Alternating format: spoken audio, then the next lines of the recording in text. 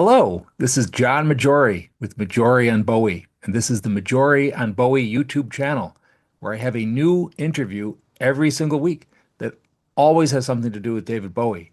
And for daily content, visit the blog www.majorionbowie.com, where I have new content every single day that almost always has something to do with David Bowie.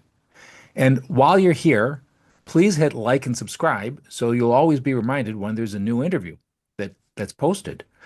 Today, I'm very, very excited to have a very special guest, Arsalan Mohammad, who is a writer, a journalist, an editor, a podcast producer, and most importantly for this show, the host and originator of the best David Bowie interview show that there is, which is Album to Album. And if you're somehow watching this show and you don't know Album to Album, then the best gift I could give you is to tell you about it. Because if you like this, you're going to love Album to Album. So, Arslan, I'm a big admirer of your show and you and your voice. So, welcome. Thank you very much for joining me. Thank you, John. It's absolutely wonderful to be here, and that's a wonderful intro. I'm very flattered. Yeah, well, it's all true. It's all true. I and I have to say, I'll just say this out on the onset. I deliberately try not to do the type of show that you do Mm. because I think you own that space, and we'll talk about what you do on your show. And it's just you're so masterful at getting excellent guests to talk about Bowie albums. And even if I have a show about an album, I try to do it I try to take a different type of an approach. I don't know if I succeed, but but you succeed. So let me ask you this right out of the gates. So where did you get the idea for your show, and when and why did you start it? Gosh, when did I start it? I think it was 2017. I had been sort of trying out different podcasting ideas. I think I first got into podcasting around 2015. As you mentioned in the intro, I work as a writer, editor. Most of these things are freelance, and they certainly were at the time. And I think you realize in a creative industry that you always need to be adding more strings to your bow. So it always makes sense to upskill where you can to learn, new tricks. And certainly around that time, everyone was talking about podcasting as being this big new coming thing. I think you had a perfect confluence of tech, so people could make podcasts in their own rooms. You had a big infrastructure which was starting to fall into place. So hosting sites started becoming a lot more widespread. People like Libsyn and Podbean and so on. Apple, Spotify, Amazon, all these services started rolling out podcasting. So everything sort of came together. So I thought, well, I really better had learn how to do this. And at the time, I was living where I am now in Berlin, and I remember trying to find somewhere to learn where I could make podcasts. I was working for a publishing house at the time called Taschen, and Taschen had a huge amount of raw material around its books. And I went to my boss and said, well, you have all this stuff, maybe I could make a podcast out of it. And they were quite intrigued by it, but no one really knew how that worked in a corporate context. So I sort of bumbled my way through and started making quite amateurish, clunky podcasts for Tash and just using marketing material. So that might be Matthew Weiner, the guy who created Mad Men, did a book with Taschen, and he recorded just some thoughts, just some comments, and promotional material to use for marketing for the book. So I took that, and then they had a visit to the Taschen offices in LA by Muhammad Ali a few years before he died. So I used a bit of that, and so I would just put together these podcasts. They were very amateurish, a trait which coloured my early Bowie podcasts, as anyone who's heard them will know. But really, I couldn't find anywhere to learn how to do them. And I remember my sister at the time, I was talking about the idea with her, and she said, you should just do do a podcast about something that you love, that that everyone loves to talk about. And I thought, well, what do I love? I love David Bowie. It's one of the things I love. And I realized that, this was now 2016. So obviously that year was very much shaped by Bowie. Yes. And I felt, I wanted to do something to talk about Bowie and not talk about Bowie in an extremely academic sense and not to really get into the weeds because there are wonderful writers and authors who do that, and I'm no way qualified to do that. for me, it was just a case of just having a chat with somebody, rather like how you do on your channel. You just have a chat with somebody, and that was it really. So I was listening to a lot of episodes of a podcast by Adam Buxton. I don't know if you know him. He's a British podcaster, Yes. and Adam's podcasts were, increasingly um, popular at that time. And I was really enjoying them. And he had a very, very intimate way of creating his podcasts. You always felt that he was talking just to you. And they were very easygoing, they were funny, and he would often record intros while rambling around in the countryside around his house. And I really liked that feel. And it made me think, well, if he can do something like that, maybe I can do something like that. So that was it, really. I got in touch with the author, Nicholas Pegg, who very, very kindly agreed to come on and talk to me. And I think that was pretty much the first one we did. I should have checked Yeah. before we spoke, which was my first one. I can't remember now. I think it was Nick Pegg. And like I said, I didn't really know what I was doing. I mean, I used to get comments from people listening to the first few episodes where they'd be like, turn the mic up, or sit back from the microphone, or do some editing, or this is dreadful. And as time went on, I used this as a kind of laboratory to learn how to make podcasts. So when I talk to people about the podcast now, I always recommend they don't listen to the first 5 or 6 episodes because they're absolutely appalling. I mean, the people on them are wonderful, but my recording and everything. And I think that's something I'm still fairly hopeless at today. I mean, I've got much better stuff. I've got, like a nice microphone, and I've got Yes. headphones, and I've become a bit more adept at editing, but essentially I am fairly rubbish at making them. Well, that's not true. You actually teach it, right? You coach people on I how to do a did. podcast. I Yeah. did. So I shortly after, I think a few years after I started doing it, the company I used to live in Dubai, and I used to work for a publishing company in Dubai, and I was still in touch with some of the team over there. And one of them said, "Hey, we're thinking of launching some podcasts. Would you like to do a seminar on how to do it?" And I'm like, okay, asking me how to do a seminar on producing a podcast. All right. So I gave it a try, and it was fun. And what was nice about it was that there were people in the class who came from an Arabic background, who came from Indian backgrounds, who came from Chinese backgrounds, and everyone wants to make podcasts to reflect um, their own particular market. So there were people working for B2B business titles in Chinese or in Arabic or in Mm, Hindi. And so I don't think I spoke to anyone who was going to make an English language podcast. So that was quite an interesting challenge because we were talking more about podcasting in a more existential sense. Like, yeah. why podcast? What's the point of this? A podcast is a very intentional thing. When you put the headphones on and listen, you are focusing on one person talking. And so you're making a sort of deal with that person. Okay, entertain me, inform me, enlighten me, hold my attention for a while. So that's why some podcasts maybe don't work because they don't quite grab you, or they don't quite give you that reason to keep listening. It's like anything really, like a book or a piece of music. Unless there's something in there for you from the outset, you're not going to keep interest. And in today's world, there are so many distractions. There are so many different things going on around. I can get stats and I can see how people listen. So people Yes.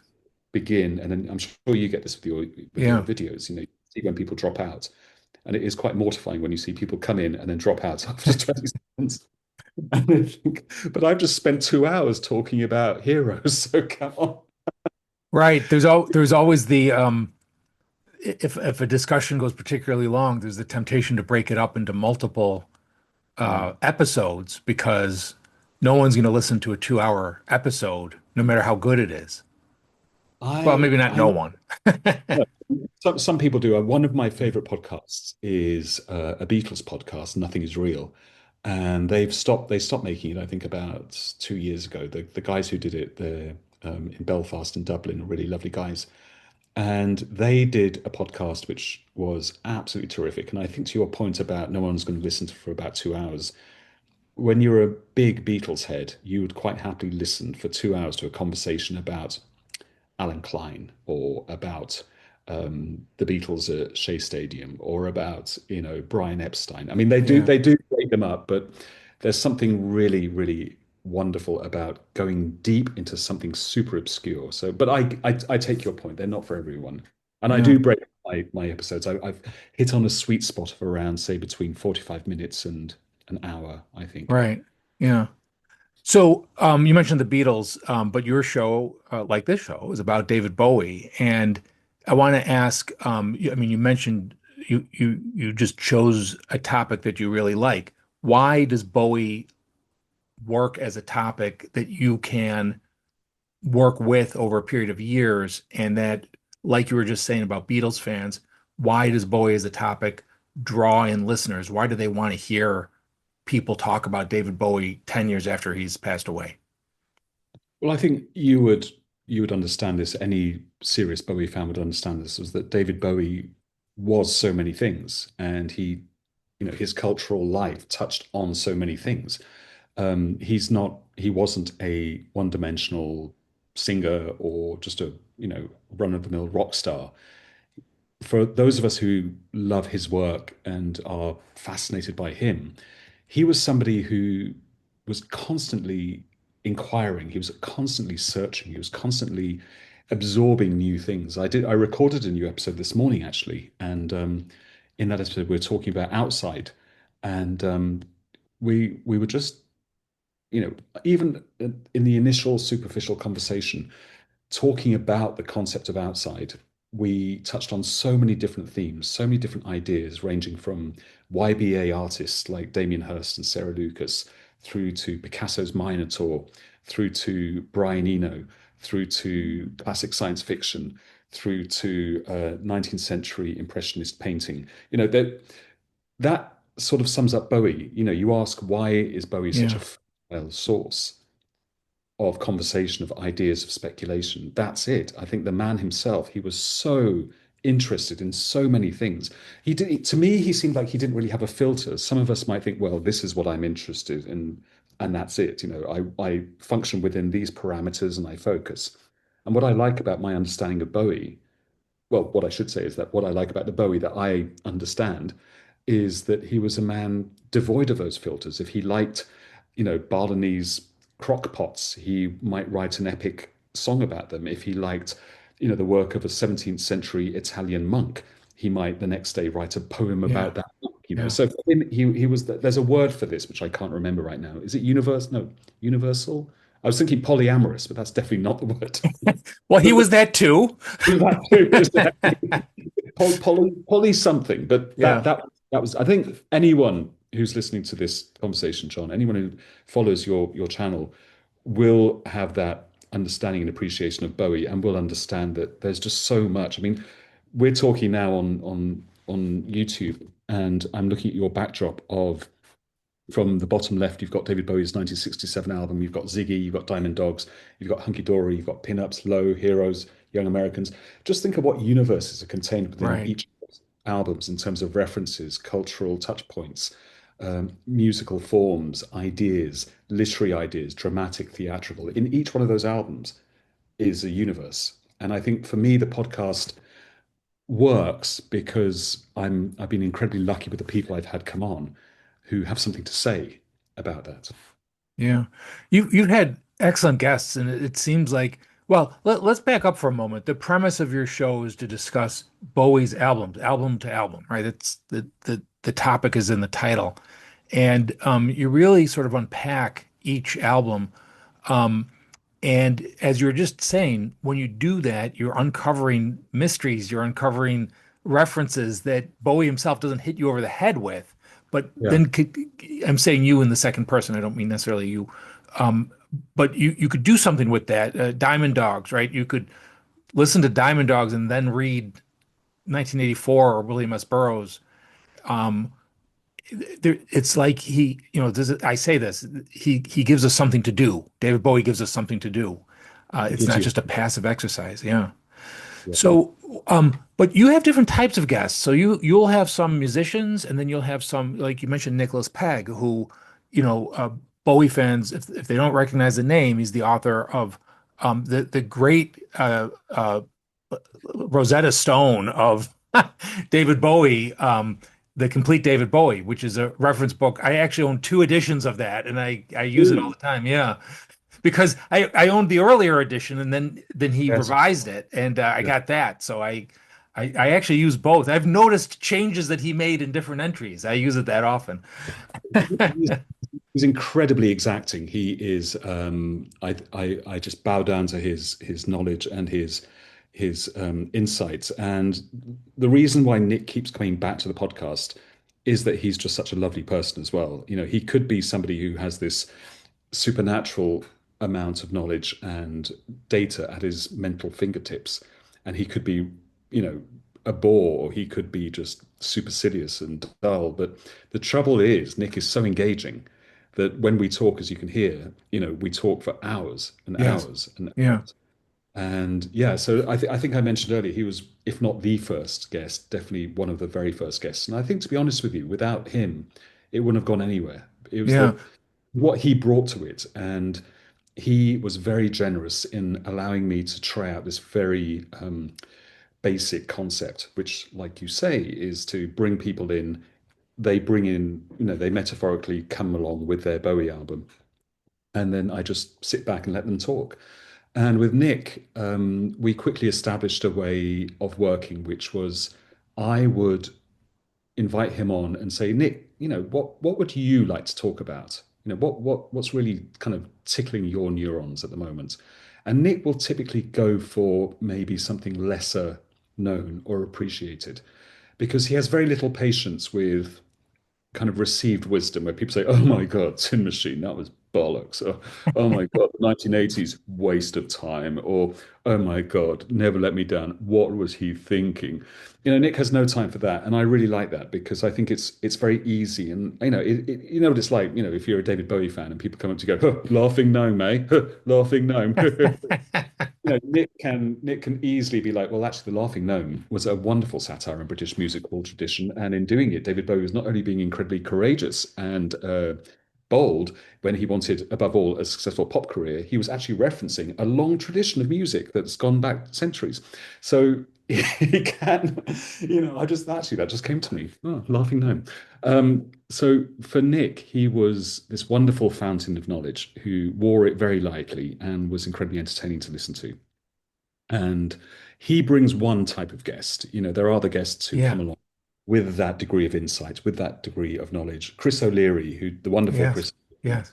was another. You know, we talked about scary monsters, and again, Chris just has this phenomenal lightness of touch about his knowledge. You know, he can talk about this, he can animate it, he can bring facts out in such a way that you don't get suffocated by an avalanche of data, but you actually become inspired to go and listen to the album again. And I think if anyone tells me they've heard my podcast and then they've gone back to the album and they've listened to it again, then that's the best feeling. You know, Yeah. that's wonderful when sometimes people get in touch and say, especially when we do the, you know, the albums that people don't like in inverted commas, you know, like the Tonights or the Never Let Me Downs or the Tin Machines, people going back and reappraising them and then coming back and saying, thank you for that. I enjoyed it. I mean, I certainly did. I was very resistant to Tonight's charms before Nick insisted we talk about it sensibly like grown-up adults. And then then we talked about it, and we still, you know, there was still some clear water between us on certain points. I mean, I'm never going to love his version of God Only Knows. Never, never, never. I think Well, Nick's that I remember how he wrote. He didn't like that either. he He, didn't, but he's not as vivid in yeah, his condemnation as I was. yeah, yeah. Listening back to that episode, I don't know if I was having a bad day, but I certainly let out a lot of deep held feelings when it came to God only knows. I remember Nick looking at me with some concern, saying, "Do you feel better now you've got all that off your?" So Nicholas Pegg, Chris O'Leary, another guest that you've had on several times, who I just could listen to forever, is Leah Cardos. Hmm. Um, these are analysts. You've also had musicians, both musicians that have played on some of the albums that they're talking about, like Reeves Gabrels or Galan Dorsey or Carlos Alomar, and also other musicians who do not necessarily play with Bowie, but they could talk about an album as a musician. And Yes. What describe the different type of insight you get when you're talking to a musician, especially one who played with Bowie versus an analyst like we've just been talking about with Nicholas Pegg. Well, I suppose the most obvious comparison is that a musician won't offer you that degree of objective analysis because they Yeah. can't. They were in the room, they were working, they were collaborating. In the case of people like Gail or Carlos, Donny McCaslin, Reeves, they all enjoyed a very close-up, very collaborative experience with Bowie. So they don't come to me, and I mean, they do to some extent. I mean, obviously, it's not completely without analysis, uh, from which varies from musician to musician. Yeah. Certainly, you get a very different perspective, and I also recalibrate myself. So I'm slightly indulging my fanboying because, after all, come on, Gail and Dorsey, Yeah. Reeves Wells, there is this element there of being like, oh my God. And I was going I'm to ask you that. Do you yeah, feel that way? Yes. totally. I mean, that's why I do this podcast. I mean, I'm a Yeah. fan. I'm a Bowie fan. And doing this podcast, I think, because I'm not always the best informed, or I don't have, that depth of knowledge that a Nicholas Pegg has or a Leah Cardos has. I can't come on and give you a podcast where I'm saying all those things. But what I can do is bring on amazing people Yeah. and have them do that for you. But no, I'm always in the perspective of a fan. But no, having to your question about how do what's the difference when you talk to musicians? I think obviously there's that fan element. And then for me, I'm always interested in the minutiae of the collaboration, the kind of the everyday stuff. I mean, I really cherish memories of a very long conversation with Reeves, who was incredibly charming and garrulous. Hmm. Someone told, maybe Nick told me before when I told him I'm going to talk to Reeves, that, you better get ready with lots and lots of tape for this guy. And so it proved. I mean, the idea was that we were going to talk across their first meeting on the Never Let Me on the Glass Spider tour, Yeah. when I began to hang out with David, through to the formation of Tin Machine, through to the completion of Tin Machine, through to Tin Machine 2, and then some live. We were going to essentially do the lifespan of Tin Machine.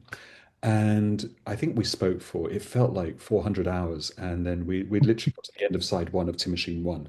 So what I was really enjoying were the observations of David as a person, Yeah. what he was like to be around. How did he think? How did he perceive the world? How did he treat his collaborators? What did he ask of his collaborators?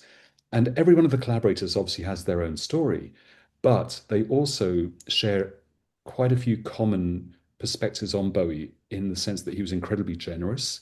He invited collaboration. He didn't, make you feel, I'm David Bowie, you're a session musician.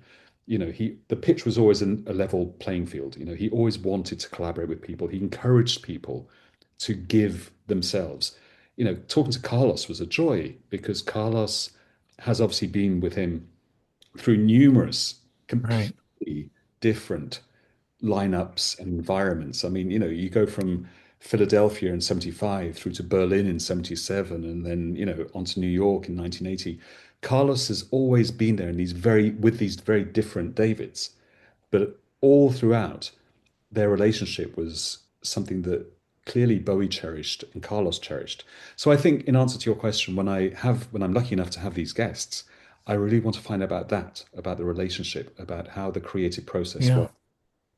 So let me ask you this, and you might disagree with the premise, but when you're talking to especially a musician who played with Bowie, they seem very reluctant to talk about lyrics or the meanings of a song or themes. Whereas, again, somebody like Leah Cardos or Nicholas Pegg will get right into, they'll dissect a word, right? A word choice. Why do you think the musicians try to, they'll talk about Bowie himself and they'll talk about the collaboration or the evolution of a song, but they really try to steer away from the lyrics and any kind of meaning that the song might have. Well, I think Bowie himself always discouraged a literal interpretation. He always discouraged Yeah. literal readings, I think, right until his very last song, I Can't Give Everything Away. He never was Sort of one the of, point of the song. yeah, exactly. I don't think he was ever one to say, "Here's my song. It's about a cat called Ronald, and my cat goes out every night, and I love Sally, and spacemen are blue." He never gave you a pat explanation of things. So I think the musicians around him were very conscious of that, that he would come in with his lyrics, he would sing. In many cases, something that's come up quite a lot is Bowie in the studio, how improvisational he was, how one take he was. He wanted to go when he felt right. I spoke to Leah this morning, and she was quoting from Brian Eno's diaries from the Outside era. And Eno is still in 1994, 95, Eno is still flabbergasted that this guy can just bam create on the spot and it's good, so that it doesn't necessitate going back and redoing it. So I think when it comes to musicians speculating on lyrics and meanings, they're quite reluctant to do that, simply because they don't want to be, oh, well, Gail Ann Dorsey says that, Black Star was about this, or Donny McCaslin is saying that Sue in A Season of Crime is about that. I think they'd be very wary of trying to, parlay their presence at a session into somehow understanding what Bowie was trying to Hmm. say. Yeah. Wow. Um, so we were talking a little bit before we started recording, and you mentioned that there's a couple of albums that have not been featured on your show yet, and I Mm. was surprised to hear which one of them. So let me ask you this question to set up another question, which is, what albums have not yet appeared on your show as a topic? Ziggy, Yeah, Ziggy, that's the one that Ziggy, surprised me. Ziggy Stardust. I think that's the only one. The Man Who Sold the World hasn't. Yeah. I had somebody who, I wonder if you can guess who I'm talking about. Somebody who played and produced that album nearly once agreed to talk about it. Someone who played on the album and who produced it. It must have been Tony Visconti. Yeah, Yes, but it didn't work out, unfortunately. I mean, that would have been phenomenal, because I think yeah, Tony always gets asked about the Berlin trilogy, or, he always tends to get asked about other things. And I would love to have heard his memories of working with a very, very recalcitrant Bowie. I think, I'm sure we all know the stories about Mick Ronson and Tony Visconti were in the studio. They had maybe, a week to record it. And Bowie and Angie were just loved up in a corner, being that super annoying couple, just cooing and, cuddling and just not interested. And, Tony or Mick Ronson would have to go and grab him and literally like, come and do some bloody vocals. Come on, we've done everything. So when you hear Tony's playing on that, he's kind of channeling John Paul Jones, he's channeling Paul McCartney. His bass playing on that, I think, is up there with any other bass player of that time. When you listen how melodic and dramatic his bass playing is and how tight that band is, I would yeah. love to do that. So that's on the wish list. Ziggy, like I said, I did have someone lined up for that. That didn't quite work out. I don't know, John, are you volunteering? I'd be happy to come on and talk about, if you wanted me to come on and talk about Wood Jackson, I'd be happy to do that. It's like, Can do Jackson if you want. One time, no, I'll do Ziggy. No, have me come on to do Ziggy. no, no, So, no, you agreed to do Wood Jackson now. We'll do a three-part session on Wood Jackson. There you go. I want to yeah, see yeah, 6 hours on this 6 song that you hours. never heard. Got a deal. So so I didn't know that before. I didn't realize that Ziggy hadn't been an episode. I've listened to most of the episodes of your show, but I haven't listened to every single one, and it just didn't occur to me that maybe David Bowie's most famous album hasn't been the subject of your show. But I did want to ask you this. Well, you were going to say something before I ask you the No, no, question. no, no, no, Yeah. come. So with having not, I mean, obviously you've listened to all the David Bowie albums, but having had these in-depth conversations about almost all of them, have you come up with like an overall theory of David Bowie? Oh my God. Um, an overall theory about David Bowie. I think my overall theory about David Bowie is that there are so many theories that he's still unknowable. I Yeah. organised an event at the British Library in January to mark the 10th anniversary of Bowie's death. And I was very fortunate to bump into John Fawcett, who heads up events at the British Library. And he's a big Bowie fan. So what I originally had thought might be, a 2 hour panel discussion or something quickly ballooned and grew into this day-long project. And I kept the concept very open-ended. I called it David Bowie in Time. And the idea was that, we're beginning by the notion of a 10-year anniversary. And why is a 10-year anniversary more important than a 9-year anniversary or an 11-year anniversary? So it was a bit of a kind of whimsical starting point. And then I realized that time, the idea of time, the concept of time kept popping up in Bowie's work and was central actually to his artistry. Yeah. Messing around with time, slowing down time, speeding up time, looking back in time, looking forward in time. Time was something that he eternally grappled with. So that became the sort of very loose organizing principle behind the day. But doing that event and inviting so many wonderful people to come and talk and having so many ideas being kicked around, this question that you've just asked came up time and again, which is that, what are our key defining theories? What was David Bowie? David Bowie was an artwork by this English bloke called David Jones. But Yeah. what was that artwork's raison d'etre? Why did it have to exist? And how did it resolve itself at the end? I mean, the ending of David Bowie is so, you know, poetic in a way, his final statement, and then he leaves the planet. What does it mean? I don't know, is the answer. I think one of the reasons I'm still, nearly 10 years on from my first episode, still hungry to make them, hungry to have these conversations, hungry to find out what do people think is maybe going some way to trying to find the answer to that question. Yeah. Yeah. Yeah. So, Nowhere near, absolutely nowhere near finding out, as you can tell. I have no idea. well, I mean, you say that, right? But you also make the point about time, which I don't think the casual listener would necessarily pick up on, right? But it is a theme that goes throughout his whole catalog. And, to me, it seems like time is the enemy for David Bowie, and that he seems like Yes, he's conscious of time, even, when he did this song Time, which was in yeah. 1973, right? So, but that's not so that's obviously something that's on his mind, and that's not, you and I listen to David Bowie presumably quite a bit, and Mm. that's it sort of jumps out at us, but it's not necessarily obvious. No, it's not obvious. I mean, and that's fine if your knowledge of David Bowie and your enjoyment of David Bowie Yeah, stretches to the greatest hits CD, or you like one or two albums and that's it, then that's absolutely okay. But I think to an earlier question that you put, what is it that keeps us coming back to David Bowie, and what yes, yeah, reason that there's so much to talk about. This is one of those things. This is a perfect example of something that reveals itself when you consider his canon as to be very pretentious, as the Germans say, a Gesamtwerk, like a complete body of work.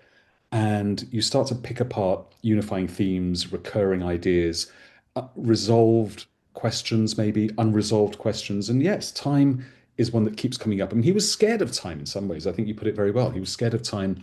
And again, I spoke to Leah this morning about Outside, and she had dug up a quote from somewhere about Bowie talking about death and always trying to outrun death as being a right, primary driver of yeah, artists, trying to evade. It's the most futile thing there is in human existence, is to evade death. It's the one certainty in life is death. And Bowie's sort of desperate attempts to try and assess the viability of alternate strategies, to put it in a very Eno-esque way, was something that I think very much informed his work. But let me actually turn that question on you. What do you think is, if anything, are a unifying theory of Bowie? I mean, you've also been writing about Bowie, talking about Bowie. Your work on Bowie is very highly respected. What do you think, John? You see, now I'm interviewing you like you're on my podcast. well, at some point I'm going to put it down, right? And I don't think I'm Oh, at there some yet. point you're going to put it down. Okay. Yeah, but I will say this. There's a couple of themes that I don't think are necessarily obvious that do strike me. And you mentioned one of them, that being time. Death is throughout his, you know, the 1967 debut album is about death, or at least There's a few of the songs that clunkily address death, but Yes. he also doesn't want to live forever, right? And so I think that one of the thoughts that I've really been picking up on is if he has a message, it's do what you can in the time that you have.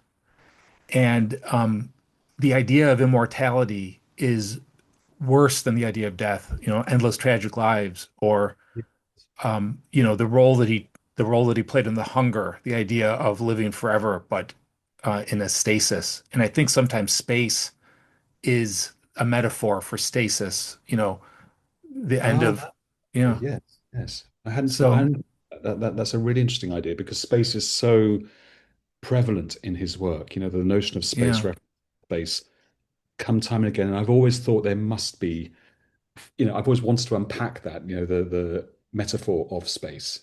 yeah, What could that stand for? And yes, that's a really interesting one about, stasis, about, not moving, just being this sort of dead shell.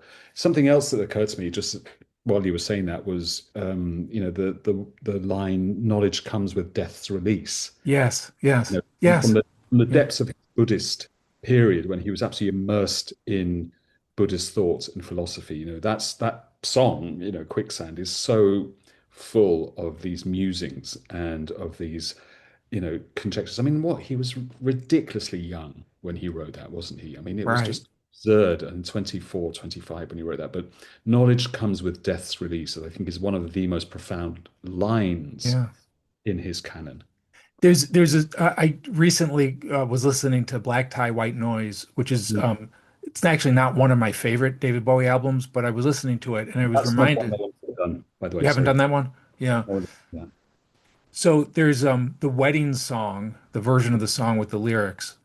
Again, it's not one of my top 10 favorite Bowie songs, but it has what I think is one of the most remarkable lyrics in any of his songs, which is she's not mine forever, angel for life. And the stereotypical romance song is about endless love. Yeah, yeah. And he's saying right there, it's I've got a limited amount of time to spend with my angel for life, right? Only for life. So it's like spend this time wisely. And he says, I'll be a good boy, just like a good boy should, which seems like it's a reference to the song Beauty and the Beast, right? Yes. Where, Exactly. yeah. Yes. And so he's like, I'm going to clean up my act because I've got a finite amount of time to spend with this angel that descended. And he mixes the religious symbolism in the song with what's actually happening in his life at that moment. So it's not necessarily the best Bowie song, but just what he's doing with the imagery and the concepts and wrapping it all up in this song that's obviously meaningful to him. Isn't that so like Bowie to take a Yeah. fairly mediocre track and actually just throw in one of his most profound observations Yeah. on? Because that is very true. And I think at that time, his life and his career really are pivoting at that point. It was at the wedding that he got talking to Eno again and rekindling the relationship that would end up in Outside. His life changes, I think, fundamentally. And again, we differentiate between the man, David Jones, Yes. and the creation, David Bowie. David Jones had been through so many tumultuous, ups and downs over the last 20 years. Now he's found a fundamental grounding stability. And so begins the next arc of David Bowie's career. Right.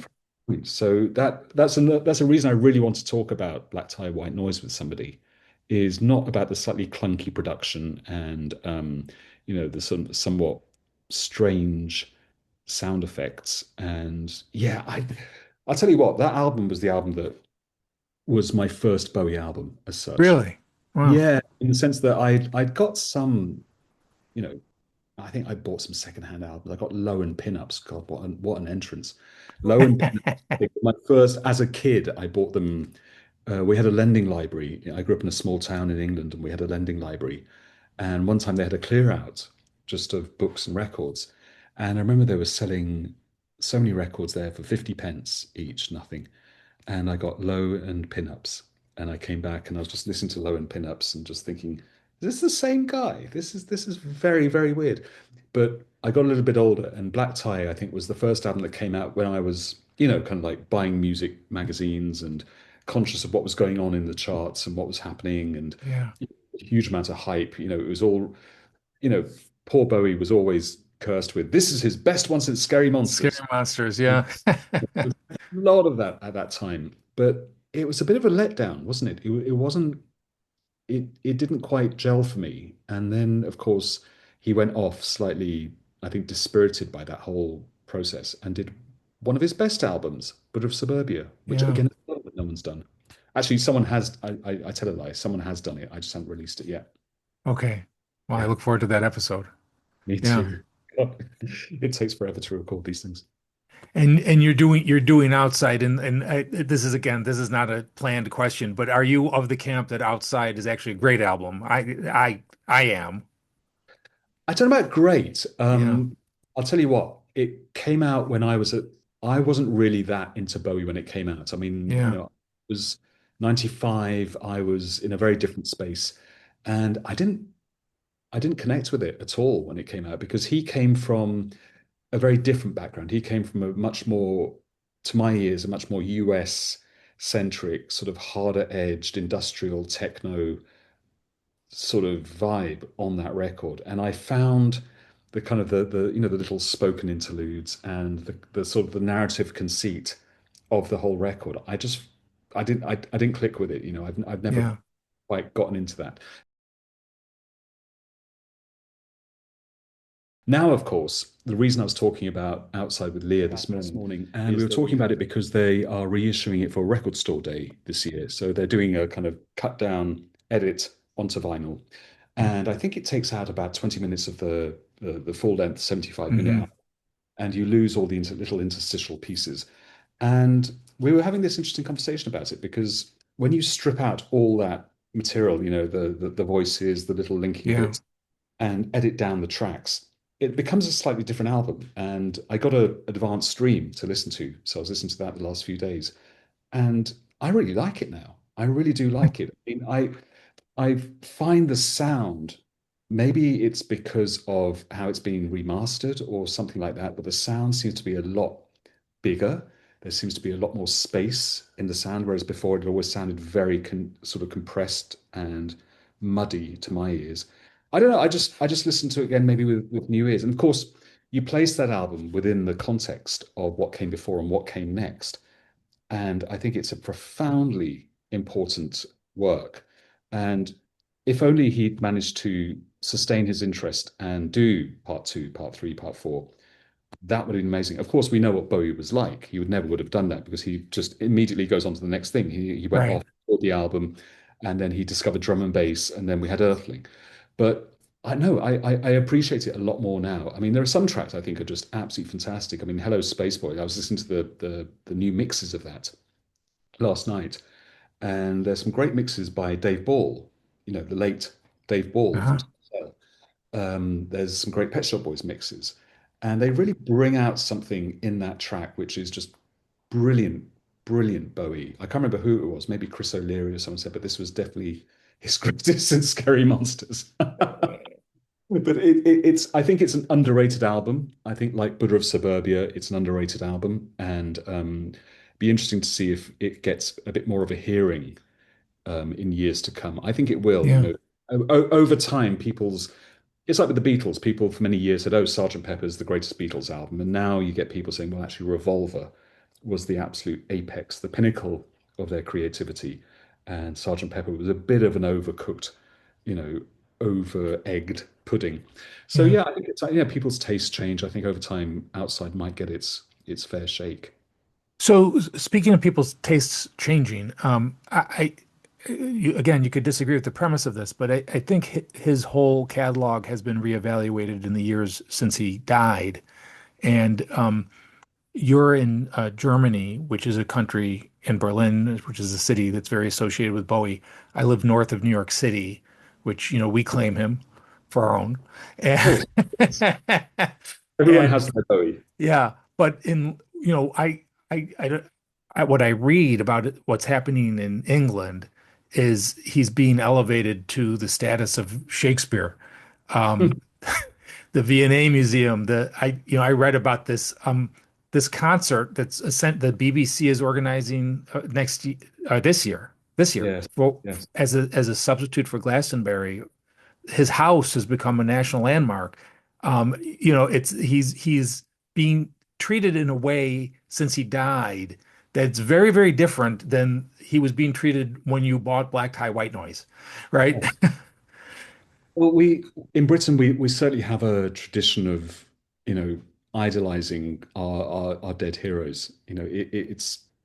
I think when he died, he certainly seemed to emerge into the mainstream a lot more than he had. He was always seen as this slightly sort of kooky weirdo who, was always there Yeah, on the sidelines. After he died, I think a lot of people started discovering just how deep and wide his cultural footprint was. And so I think that's a big part of it. Also in Britain, we don't have that many. I mean, there's people like Paul McCartney, there's maybe Mick Jagger, there's a small select group of people that have permeated their way into the culture, into the fabric of the culture. And there is this sort of rather, you know, small British sense of pride as well. It's like, he's one of us, even though he yeah. lived in America or even though he lived in Berlin, he's definitely one of us. But it's interesting you say that because when I did the event at the British Library, I did a panel about Berlin, and one of the guests was Blixa Bargeld, of Yeah. Susanne Neubauten. And so the panel Who was who really, did a cover EP of Bowie yes, songs last he, year? he Yeah, yeah, cover album.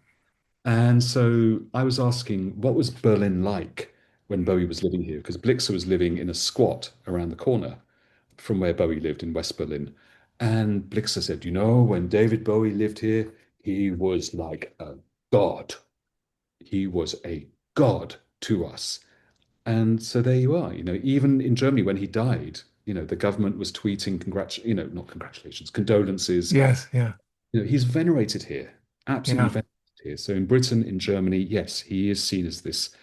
And also on a slightly more prosaic level, I think he's a brand now. Uh, yes, a lot of these aging or recently deceased rock stars are now brands. Their entire likeness and their IP, if you want to use that phrase, has been sold or is under the control of an estate and so on. And it might sound a bit depressing, but ultimately it's in their interest to keep that brand going. I don't think I'm on board with, endless drops of David Bowie socks or Ziggy Stardust baseball caps. But there's no point getting aerated about it. This is just how these things go. That's just how it. Is there something that you're waiting for that hasn't dropped? A hidden album, some sort of holy grail of a recording, a commercial release of the Leon Sessions or Ernie Johnson or something like that. Oh, the Leon sessions would be amazing. I think it makes sense to do that. Yeah. I don't know. I mean, yes, the Leon sessions is probably pretty much the first thing I'd like to hear. I know that there's a track from Black Star Blaze that exists, Have you ever and heard it? no, no, Okay. no, I have not. Yeah, I have not. I haven't heard it. There is, what is there? I think there's more from the Gouster sessions, which I'd love to hear. Um, because when we get stuff from the early 70s, it tends to be the same repackaged BBC sessions, Top Gear with John Peel and stuff like that. I'd love to hear more studio outtakes, especially from I dug up the what's it called? That box, that little CD box that came out around The Man Who Sold the World. Um, Not peeking through a keyhole. Anyway, some box came out around that, and it was just the same BBC sessions. And I was really, really keen to hear, alternate takes, demos, and so on. I know there's outtakes from the Scary Monsters sessions too. Yeah. I'd like to hear those, but I think these box sets that have been coming out over the last 10 years are meant to be fairly definitive in the sense that Bowie himself ordained what they would and would not contain. So I think it's going to be quite a Yeah. wait, anything like Were that. you referring to the box set called Divine Symmetry? No, that was the hunky Yeah. dory one. Hunky Dory, yeah. There was one for, hang on, this one, the width of a circle. Oh, yeah. Okay. Yeah. So this one is basically Right. quite a sort of strange mishmash of home recordings and BBC things like that. But I really would like to hear more studio sessions. I mean, like the Beatles Yeah. did with Apology, it would be great to have a couple of albums which are just devoted to outtakes, alternate takes, demos, that kind of thing. Yeah. So, do you anticipate doing your show in perpetuity, or do Oh you yeah. anticipate it? And you good. All right. Terrific. So, As anyone who listens to it can tell, I mean, it's far from being a professional, slick operation. I mean, I very rarely, I have tried in the past, I even tried to do a Patreon once and it was hopeless because I forgot to update it. Um, I try to have seasons. It never really works out. I mean, what I'm doing now is that I'm working full time and I'm working on a book project outside of that. And I'm also doing various other bits and pieces. So it's trying to find the time to actually do them. Editing is a very laborious process, as I'm sure you know. yeah. So what I'd like to do is every now and again do a few. Last time I was in London, I did an episode with somebody I've been wanting to do an episode with for ages, and I was really happy to get him on board. And so I've recorded that. I'm actually going to go back to London soon and record the second part of that. So Hmm. it's having those conversations which are really, really valuable. I really, really enjoy doing that. So because it's not a professional podcast, because I don't have to drop a new episode every week or every month, it's quite nice just to do them as and when, really. And when someone interesting comes along, get the chance to interview them. Yeah. I'll tell you, this is my observation about your show, and I contrast it in my mind to mine, which is this is a hobby for me as well. And the thrill is to have these conversations, right? To have a different type of interactive relationship to people that I'm either reading or listening to, right? So I've been listening to your show for years and I'm talking to you, and that's a different way of interacting with Yeah. the content creator, so to speak. But something that I feel like when your show comes out, because it's not a weekly show, it's not even a monthly show, that every episode is special. And it's almost like a little mini event. So It's yeah, certainly an event because it's been blood, sweat, and tears to make it. It normally is. I do a conversation with somebody. I edit it over days and weeks, and then I think I really have to finish it. I really have to get it out, and it's normally staying up late for one night and crying and swearing at my computer and actually just getting the damn thing done. Then it's really happy. But yeah, it's all, and every time I do it, I swear next time I'm going to do this completely differently. I'm going to be far more professional about it. But I do like it, and it's so lovely that you think it's that you look forward to it and that you enjoy it when it comes out. That really makes me happy because at the end of the day, like with you, like with me, we do these things as a labor of love. We do them because we love the subject matter. We find endless inspiration and yeah, ideas, and it's just fun to do. And it's fun to yeah, connect with people. I mean, I'm meeting people like you. I mean, I'm hearing from people around the world, which is a huge buzz. It really yeah. is. So I feel like I could talk to you for not just the rest of the day, but for the rest of the week, and we'd still have a lot to talk about. And I'll say this: if this has not been a painful and hideous experience, it would be terrific Oh, if you not came at all. back. Not Yeah. at all. A pleasure.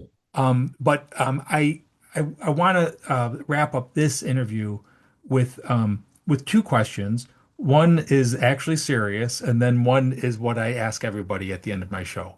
The serious question is, um, do you have any advice? Right? So I have a David Bowie interview show. Do you have any advice? On what? Yeah, how to put together a good show, or what, or Oh, how to select good guests, or how to prepare for an interview. all right. Two bits of advice. One is find guests that you would like to listen to, Yeah. and the advice is shut up and let them talk. Yeah, yeah, yeah, yeah, yeah. That's excellent advice, which I should absolutely be conscious of. So the question I end all of the interviews with, which is not serious, and you're allowed to change your mind, but what is your favorite David Bowie album and song? All right. I'll preface this by saying, as of now, it's here in Berlin. It's 7:15 on the 11th of April. As of now, my favorite song is The Heart's Filthy Lesson. as of now, my favorite album is, I think as of now, my favorite album is Young Americans. Excellent. Excellent. Thank There you. you- It's going to change in 3 minutes' time, but just at I this, know. Yeah, it's but it's impossible. I know. It's no. It's we actually no. Now it's changed. Now it's the man who sold the world. There you go. we have like 2 minutes left in this interview, and if you change your mind again, you're What's yours, John? What's yours? yeah. You tell me. Favorite song and favorite album. So my favorite album has consistently been Scary Monsters, Really? and yeah, yeah, and what I say my favorite song is Beauty and the Beast, and Ah, I can't even tell you why, but I've just liked the way that song sounds for a long time. that's one of the reasons I moved to Berlin was that song. Really? Because I would, when I first came here, I would enjoy putting my headphones on at night and walking around old East Berlin, which is this sort of very bleak, big, forbidding Soviet architecture. If you go east of Alexanderplatz in Berlin, you just get to those big, sort of square, bleak Soviet buildings. And if you listen to side one and side two of Heroes on your Yeah. headphones as you do that, it's an experience. It's wild. You have to do that. And it's Berlin at night, that album. Well, I've never been to Berlin, but when I finally get there, that's what I'll do. When you get here, let me know, and I'll take you for a walk down the big boulevard at nighttime, and we'll be blasting Heroes. I can't say when, but I will say that I will take you up on that. So, Brilliant. Most welcome. You're most Arsalan welcome. Mohammad, this has been wonderful, wonderful, wonderful. Thank you so much for joining me today. I'm looking forward to the next episode of your show, and Thank please come back. I would love to. This has been wonderful. Thank you. Thank you. It's been a pleasure. Take care. Bye bye.